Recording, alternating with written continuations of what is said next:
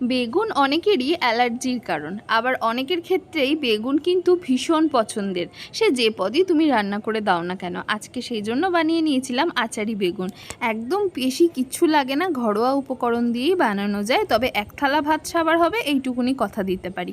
প্রথমেই বেগুনগুলোকে লম্বা লম্বা করে কেটে নুন হলুদ দিয়ে ভালো করে ভাজা ভাজা করে নেব।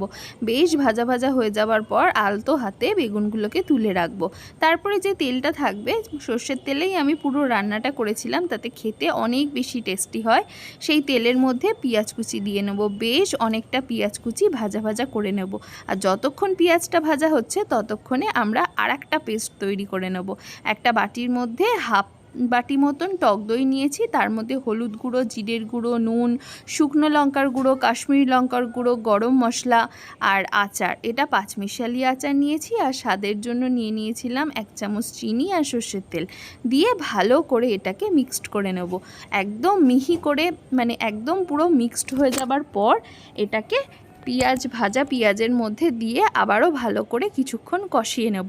কষাতে কষাতে বাটির যে ধোয়া জলটা থাকবে সেটাও দিয়ে দেব, তেল যখন ছেড়ে দেবে তখন। বাটি ধোয়া জলটা দিয়ে দেওয়ার পরে ভালো করে কষিয়ে কিছুক্ষণের জন্য ঢাকা দিয়ে রেখে দেব।